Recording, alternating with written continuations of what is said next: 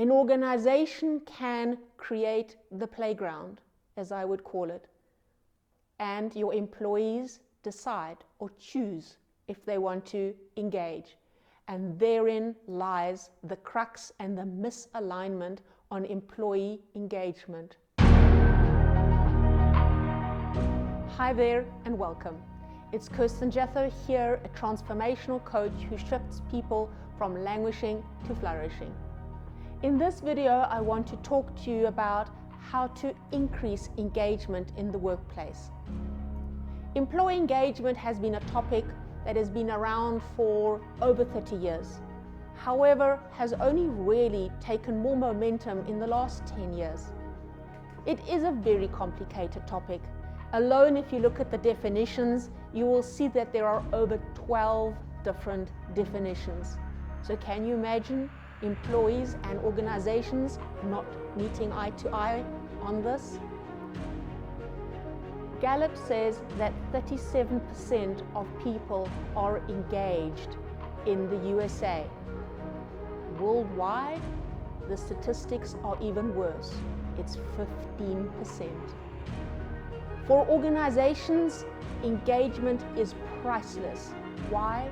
Because people perform more, they produce more, and it increases their bottom line. But doesn't therein already lie the challenge? Because organizations seem to have a huge benefit from employee engagement. And how does the employee benefit if they actually engage? Most often, they will work harder, longer, for the same salary, and even perhaps go into burnout. So the question is, why would they want to? Engagement is a choice. An organization can create the playground, as I would call it, and your employees decide or choose if they want to engage. And therein lies the crux and the misalignment on employee engagement. We need to interlink it that both the employee and their employer actually have a win-win situation. So how do we do that? The first one is employee engagement needs to become part of your long-term culture. It is something that is so part of your organization. It is underpinned by your vision statement, your goals and your objectives. It's not something you drive for short-term goals or now and again, but it really is part of your culture.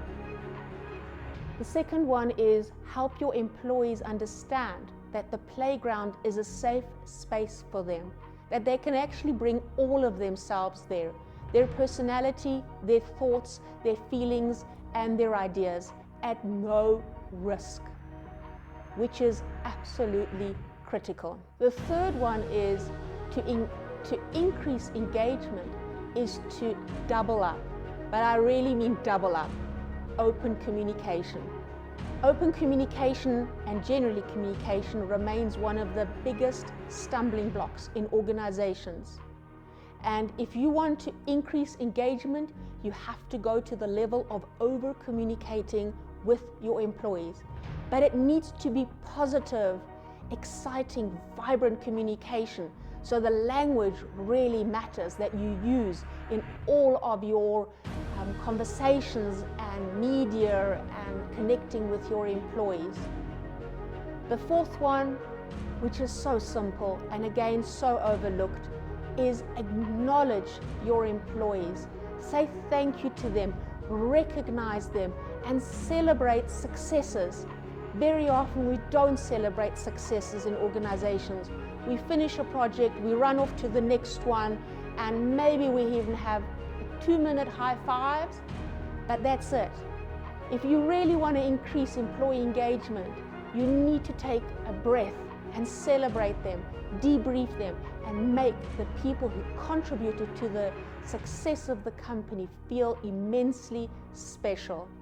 The fifth one is, if you want to increase employee engagement, again as a leader, you need to become extremely visible to your team and approachable to your team, which means you need to check in with them, You need to show up all the time. You need to be there for them. You need to be their role model, their cheerleader, and their sponsor.